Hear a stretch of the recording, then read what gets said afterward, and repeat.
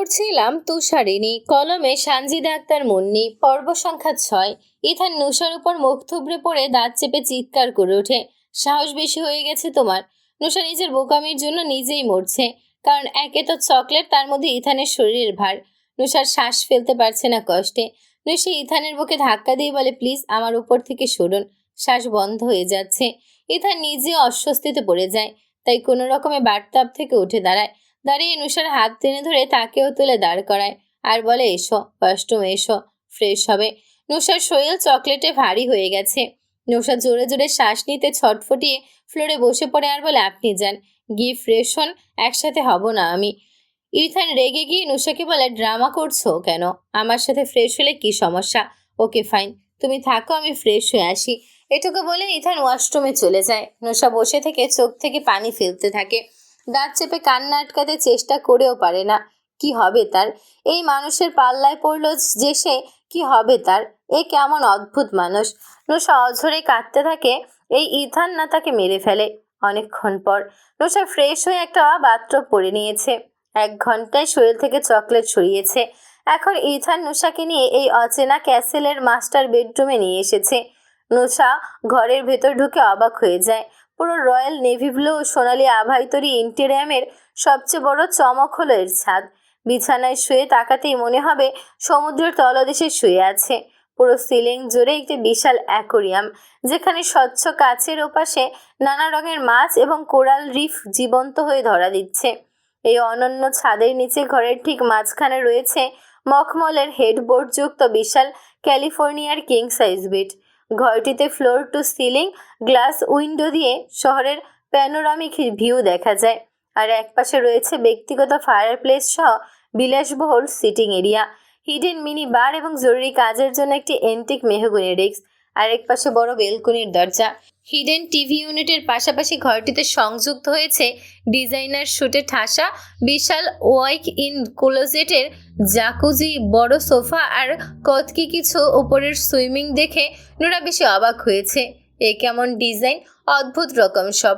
Ethan নুষার দিকে তাকিয়ে বলে, যাও শুয়ে পড়ো, আমি আসছি। নুষা ইথানের কথায় উল্টো উত্তরে বলে, আমাকে কাপড় দিন কিছু পরার জন্য। ইথান এই কথা আর চোখে নুষার পা থেকে মাথা অবধি পরখ করে নেয় আর বলে, যেটা গায়ে আছে সেটাও থাকবে না একটু পর, তাই যা বলছি সেটা করো। নুষা ইথানের কথার প্রত্যুত্তরে প্রতিবাদ করে বলে, এখন সকাল হয়ে গেছে, আপনার সময় শেষ, এখন আপনি আর আমার কাছে আসতে পারবেন না, আমাকে এখান থেকে নিয়ে যান। ইথান নুষার কথায় তার দিকে এগোতে এগোতে বাঁকা এসে বলে, আবারও আমার কথার উল্টো উত্তর দিচ্ছ। 3 দিন বিছানায় পড়েছিলে, তাও শিক্ষা হয়নি, এবার হসপিটালে যেতে চাও ডিরেক্ট, বলো কি চাও? ইথানের কথায় নুষা তার থেকে 2 পা পিছনে সরে যেতে যেতে বলে, আপনি আমার কাছে আসছেন কেন? অদ্ভুত, আমি তো শুয়ে যাচ্ছি। ইথান নুষার এমন কথায় বাঁকা হেসে তার দিকে এগোতে থাকে আর নুষার যান বাঁচাতে পিছনে সরে যেতে যেতে বেডে উঠে গায়ে ব্ল্যাঙ্কেট জড়িয়ে শুয়ে পড়ে। নুষা শুয়ে যাওয়ার পরে ইথান হাত দিয়ে তালি বাজিয়ে দেয়। সাথে সাথে রুমের লাইট অফ হয়ে যায়। নুষা ভয়ে আঁতকে ওঠে।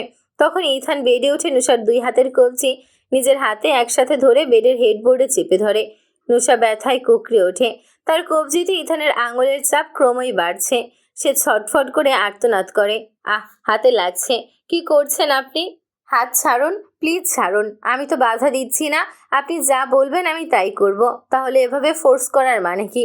ইথান এক মুহূর্তের জন্য থামে, কিন্তু তার হাতের বাঁধন আলগা হয় না, বরং সে নুষাকে আরও নিজের শরীরের সাথে লেপ্টে নেয়। ইথানের ঠোঁটে এখন এক পৈশাচিক অথচ মোহনীয় হাসি। সে নুষার চোখের খুব কাছে নিজের চোখ রেখে একদম শান্ত কিন্তু ভারী গলায় বলে, সহজ জয় আমার কোনোদিনই পছন্দ না। ফ্রাজাইলে তোমার এই স্যারেন্ডার করাটা আমার কাছে খুব বোরিং লাগে। I don't want you to just give in. সে নুষার কানের কাছে মুখ নিয়ে আসে। উত্তপ্ত নিঃশ্বাস নুষার গায়ের পশম খাড়া করে দিচ্ছে। ইথান ফিসফিসিয়ে বলে, I love the resistance little captive.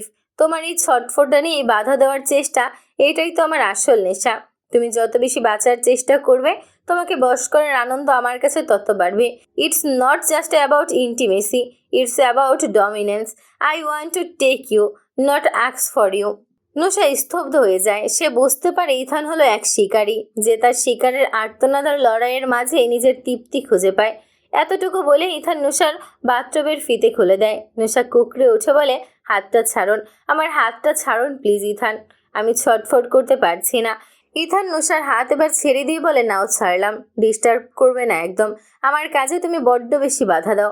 এতটুকু বলে ইথান নুশার গলায় মুখ গুজে দিয়ে বেশ কিছুক্ষণ চুমো খায়। নুশার শ্বাস তীব্র ভারী হয়ে যাচ্ছে। ও ইথানের কাছে ধাক্কা দিয়ে বলে, প্লিজ সরুন ইথান, আমার শরীরটা আপনার এই টর্চার নিতে পারে না, হাতটা সরান বুক থেকে। ইথান আরও নুশার দুই হাত এক হাতে নিয়ে বালিশের সাথে চেপে ধরে। এই জন্য তোমার হাত চেপে ধরতে আমি বাধ্য হই। তুমি কেন এত অবুঝ? I am your bed partner, আমাকে সাপোর্ট দেওয়া তোমার কর্তব্য। চিল্লিয়ে যেটা হচ্ছে সেটা কি থামাতে পারবে? নুশা ফুবিয়ে কেঁদে দেয়। আপনি কি একটু ভালোবেসে কাছে নিতে পারেন না? এই এত যন্ত্রণা কেন দিচ্ছেন? অমানুষের মতো খাবলাচ্ছেন কেন আমাকে? আর কত সহ্য করব? ভালোবাসা আবার কি? ওইটার কোনো দাম আমার কাছে নেই। তোমার শরীর আমার, আমি যেসব ইচ্ছে যেমন ইচ্ছে ইউজ করব। আমি মরে যাব, আমি মরে যাব, প্লিজ সরুন। আমার দেহের নিচে চাপা পড়ে যদি মরে যাও তাহলে মন্দ হবে না, মরে যাও। ইথান নুশাকে একটুও বোঝে না। সে তার নিজের মতো নুশাকে কষ্ট দিতে থাকে। নুশা প্রতিবারের মতোই হার মেনে কান্নায় বিলীন হতে থাকে আর বারবার একটা কথাই ভাবতে থাকে, কেন যে তার বিয়ে ইথানের সাথে হলো। সকাল 7টা। নুশার রুমে রাখা বেলকনির পাশের জানালার সিটারের উপর একটা ব্ল্যাঙ্কেট গাড়ি জড়িয়ে আর একটা নিচে বিছিয়ে দেয়ালে হেলান দিয়ে বসে আছে। রোদ পোহাচ্ছে বসে বসে। আজ রোদ পড়েছে। ইথান বেডে ঘুমিয়ে আছে। এই একটু আগেই ইথান নুশাকে ছেড়ে নিজের থেকে ইথান ফ্রেশ হয়ে আবার ঘুমিয়েছে। নুশাকে নিজের বুকের নিচে নিয়েই ঘুমিয়েছে, কিন্তু নুশা থাকেনি। উঠে এখানে এসে বসেছে। মন তার ভালো থাকার কথা না। তারপর নিজেকে বোঝাচ্ছে যে মাত্র 6 মাস কষ্ট করতে হবে, তারপর 6 মাস পর সে মুক্ত। নিজেকে যা পারে বোঝাচ্ছে। ইথানের চোখ খুলে যায়। চোখ খুলে ও কিছুটা ভরকে যায়। নুশার শরীরে ঘ্রাণ পাচ্ছে না। নুশার নরম শরীরটা তো তার বুকের নিচেই ছিল। হঠাৎ কোথায় গেল? ইথান হকচকিয়ে মাথা তুলে চারদিকে তাকায়। তখনই চোখ পড়ে নুশার উপর, যে জানালার কাছে বসে আছে। ইথানের ঘুম যেহেতু ভেঙে গেছে, সে তো আর লাগবে না চোখের পাতা। তাই হাউড়মুড় খেয়ে উঠে বসে। কোমরে টাওয়েলটা জড়ানো নেই, তাই টাওয়েল নিয়ে কোমরে জড়িয়ে নিতে নিতে নুশার দিকে এগিয়ে আসে আর বলে, তোমার খিদে পেয়েছে নিশ্চয়ই, এত সাফার করলে ব্রেকফাস্ট এখানে আনিয়ে দিব। নুশা ইথানের কথায় তার দিকে ঘাড় ফিরিয়ে তাকায়। এক পলক তাকিয়ে ঘৃণায় চোখ ফিরিয়ে নিতে নিতে বলে, দিন, খিদে পেট চোচো করছে, না খেলে এখন নিশ্চয়ই জ্ঞান হারাবে। ইথান নুশার অনুমতি পেয়ে বেল বাজিয়ে দেয়, যাতে সার্ভেন্টরা খাবার দিয়ে যায়। ইথানের আজ বাইরে যাওয়ার তাড়া নেই, তাই সে নুশার পাশে এসে বসতে বসতে বলে, জ্বরের প্রবলেম হলে মেডিসিন নিও, আমি কিন্তু আর ছাড় দিতে পারবো না। ইথানের কথায় নুশা ইথানের দিকে বিষাক্ত চোখে তাকিয়ে বলে, ছাড় দিবেন কেন? দিয়েছে না তো, আপনি একটা নরখাদক খায় না, যে কিনা ভালো মন্দ কিছু বোঝে না। সারাটা শরীর অবশ্য আমার। ইথান নুশার কথায় বাঁকা হেসে বলে, মানুষ হয়ে কি লাভ? মানুষ আমিও ছিলাম, কিন্তু মানুষ থাকতে পারিনি। তাই তুমি যা বলবে, যা ভাববে, তার চেয়েও নিকৃষ্ট আমি। নুশা চোখের কোণে জমে থাকা পানিটুকু মুছে নিতে নিতে বলে, নিরুপায় পেয়ে আমাকে যেভাবে ব্যবহার করছেন এর হিসেব দিতে হবে আপনার। আমাকে ডিভোর্স দেওয়ার পর যদি আপনি বিয়ে করেন, তাহলে দোয়া করবো একটা মেয়ের বাবা যেন আল্লাহ আপনাকে বানায়। আমার সাথে যা হয়েছে তার সাথে না হোক, কখনোই না হোক। একটা মেয়ের বাবা হলে বুঝবেন যন্ত্রণা কি। নুশার কথাগুলো মন দিয়ে শুনে ইথান। এর মধ্যে মেড ব্রেকফাস্ট দিয়ে যায় তাদের। ইথান একটা ব্রেডে জ্যাম মাখতে মাখতে নুশাকে জিজ্ঞেস করে, 6 মাসে কি একটা বাচ্চা জন্ম দেওয়া পসিবল? নুশা জুসের গ্লাসে ঠোঁট বসিয়ে এক ফোঁটা জুস গিলতে নিচ্ছিল। তার আগেই সে বিষম খেয়ে যায় ইথানের এই প্রশ্নে। এটা কেমন প্রশ্ন? 6 মাসে বাচ্চা মানে কি? নুশা নিজেকে সামলিয়ে ইথানের দিকে রুক্ষ চোখে তাকিয়ে বলে, ফাইজলামি করছেন? 6 মাসে বাচ্চা হবে কিভাবে? বাচ্চা সাজছেন? ইথান নুশার কথায় ধমক দিয়ে বলে, এই আমি জানি হয় না, তারপরও কনফিউশনে ছিলাম তাই জিজ্ঞেস করছি। কেন? আপনি হঠাৎ এটা জিজ্ঞেস করছেন কেন? তুমি বললে না একটা মেয়ে যেন আমার হয়, তাই ভাবলাম 6 মাসের ভেতর হলে তোমাকে বাচ্চার মা হিসেবে বেছে নিতাম। তুমি ছাড়া অন্য কারো শরীর ছুঁতে মন টানে না। নুশা ইথানের এমন ভাবনা দেখে প্যানকেকের এক টুকরো মুখে নিতে নিতে বলে, আমি আমার দেওয়া ফিরিয়ে নিলাম। আল্লাহ যেন আপনার মতো পুরুষকে সন্তান না দেয়। আপনার মতো পুরুষ শুধু মানুষকে অত্যাচারই করতে পারে, আর কিছু না। দায়িত্ব নেওয়া আপনার পক্ষে সম্ভব না। ইথান নুশার কথায় হাসতে হাসতে বলে, দায়িত্ব? তুমি আমায় দায়িত্ব শেখাও? দায়িত্ব কি তুমি বোঝো? একটা পরিবারের দায়িত্ব নিয়ে নিজেকে খুব দায়িত্ববান মনে করছো? হ্যাঁ, হাস্যকর। উপহাস করবেন না।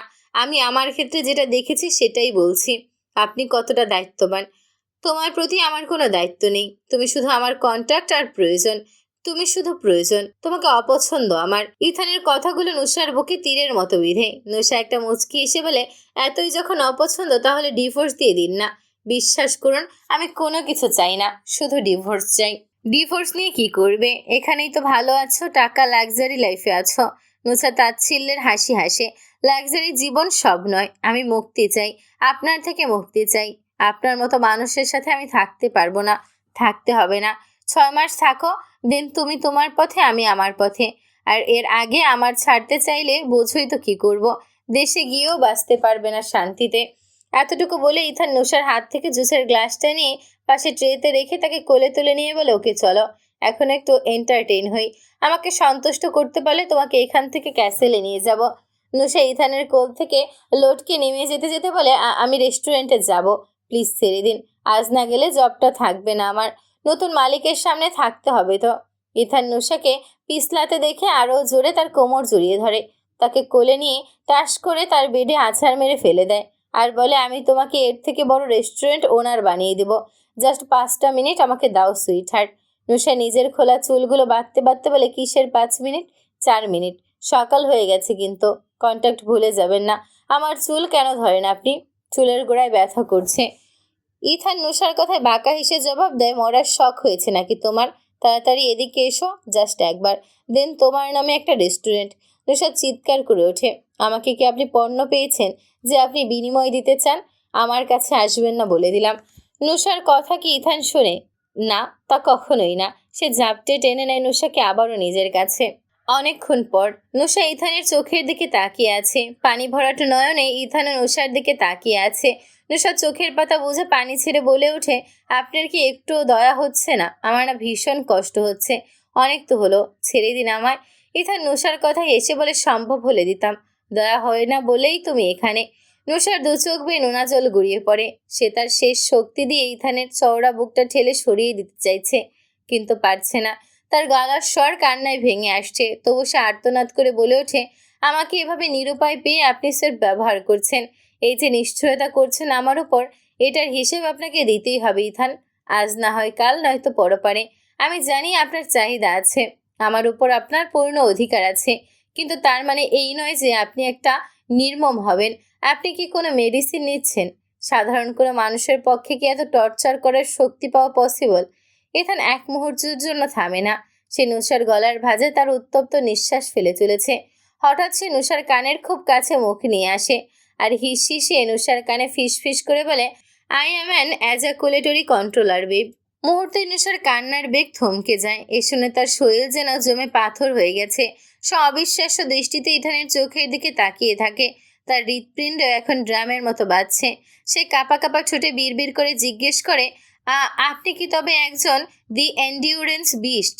ইথানের ঠোঁটের কোণে এক চিলতে তৃপ্তের হাসি ফুটে ওঠে। সে নুসার অবিন্যস্ত চুলে নিজের আঙুল ডুবিয়ে দিয়ে শান্ত অথচ দাপটে গলায় জবাব দেয়, ইয়াফ baby, you are dealing with a real one. নুসার দম বন্ধ আসে। সে যা শুনেছে তা কি সত্যি?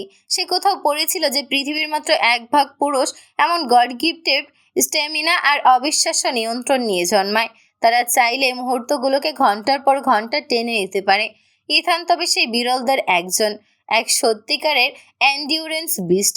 নুসা বুঝতে পারে এই টর্চার থেকে তার কোনো মুক্তি নেই। নুসা চোখ বুজে নেয় আর বলে, আমার পক্ষে আপনার মতো স্ট্যামিনা কিং সামলানো সম্ভব নয়। আপনি আরও কয়েকটা বিয়ে করে ফেলুন। ইথান নুসার কথায় হাসতে হাসতে তার গালে চুষে চুমু খেতে থাকে। নুসা ইথানকে নিজের কাছ থেকে সরিয়ে দিয়ে বলে, ছাড়ুন বলছি, অসহ্য। ইথান নুসার গালে কামড় দিয়ে লটকে যেতে থাকে। নুসা ইথানের কাণ্ডে গলা ফাটিয়ে চিৎকার করে, আমার কাছ থেকে সরুন বলছি, মেরে ফেলবো।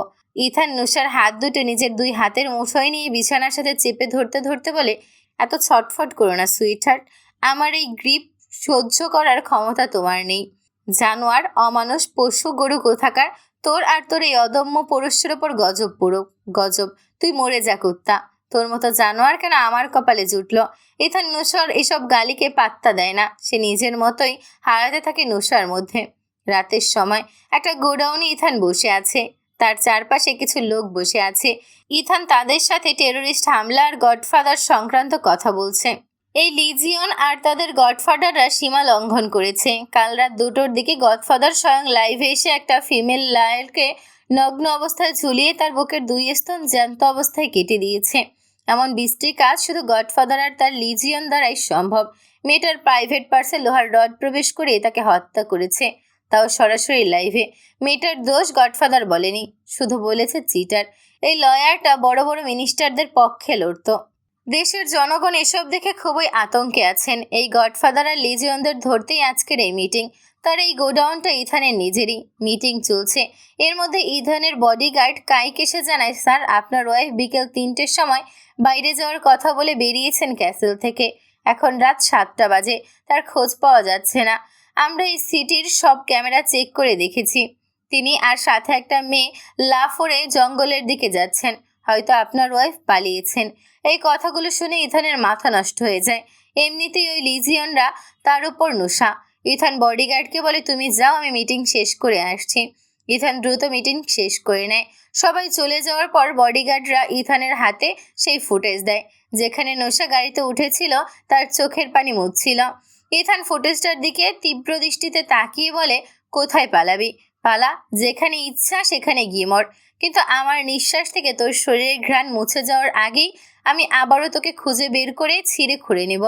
এটা বলে ইথান কাইকের দিকে তাকিয়ে বলে, রেডি কর, আমি নিজে যাব ওকে আনতে। ওকে। ওদিকে নুসা নিজের একটা ফ্রেন্ড নাইলা, যার সাথে ভার্সিটিতে ভর্তি হতে গিয়ে পরিচয় হয়েছিল, তাকে সব বলেছে। সব শুনে নাইলা তাকে সেভ করার সিদ্ধান্ত নেয় এবং বলে যে, নুসা তুই যে কোনো ওয়েতে বাড়ি থেকে বেরিয়ে আয়, আমি তোকে সেফলি একটা বাড়িতে পৌঁছে দেব, যে বাড়িটায় আমার মা থাকে, লাফরের জঙ্গলের ভেতরে সেটি। ইথান নিশ্চিত তোকে খুঁজবে না, কারণ ও তো তোকে লাইক করে না। কয়েকদিন লুকিয়ে থেকে অন্য শহরে সেটেল হয়ে যাবে। নুসা প্রথমে মানেনি এসব, কিন্তু এখন কোনো পথ না পেয়ে এটাই বেছে নিয়েছে সে। পালিয়ে এসেছে ইথানের কাছ থেকে, পালিয়ে এসেছে আর দোয়া দুরুদ পড়ছে গাড়িতে বসে। যদি ইথান তার খোঁজ পায় তাহলে বাচ্চা মরা সমান হয়ে যাবে। ইথান যেই লেভেলের সাইকো, তার সাথে থাকা মানে মরণের সাথে ঘুরে বেড়ানো।